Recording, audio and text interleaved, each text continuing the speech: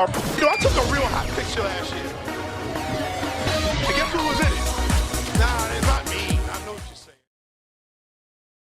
Look upon, other than individuals that you named, do you feel that, wow, I'm a fan of Michael Jordan, I buy his sneakers, but this guy don't want no sister? Yeah.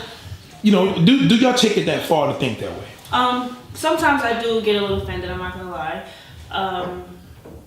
I don't know, that's just the society we're in now. It's like, that seems like what they want.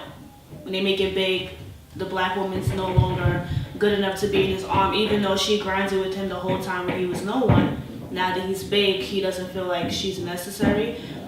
But I don't want to put that on all black men or all races who go outside of their race, because not every man is like that.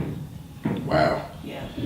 So you still know that you are a beautiful black woman. Of course. So that confidence does not change. No, absolutely not. And what would be the message that you have to say about the black woman? They have this concern to think that, you know, when a black man becomes successful, that there's a chance that they may not be desirable. What do you feel? What do you have to tell them? I feel like black women, we need to just love ourselves regardless of how other people feel. You know what your values are, you know what you're worth, and whatever man that you're supposed to be with, he's gonna be there.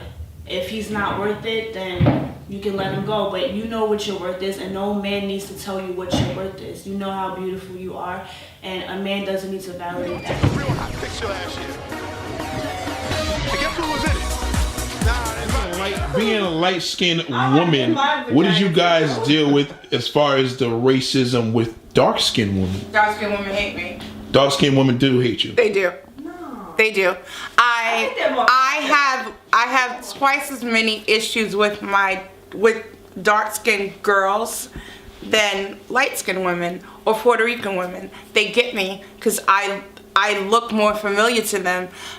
For dark-skinned women, I'm not black enough. I can trace my roots back to Harriet Tubman. You can't get no blacker than that.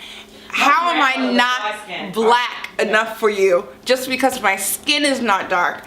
And that's what I get from them. I'm not black enough. I'll never be black So enough. this is, and now you think they're coming up? I think they're coming up. The matter of fact, the cop that I was dating, he said that he dated more dark-skinned women, that he liked them more than he liked light-skinned. I don't know why. You know, like my preference after the light-skinned men was the dark-skinned men because they treated me like royal. So maybe that's how he felt. I didn't really get into depths with why. So do you feel that light skin does matter still? Yeah, it does. Wow. And do you feel the same with that racism, with the response from dark-skinned women? It will always be an issue. It will always be a battle between the two because they're not in.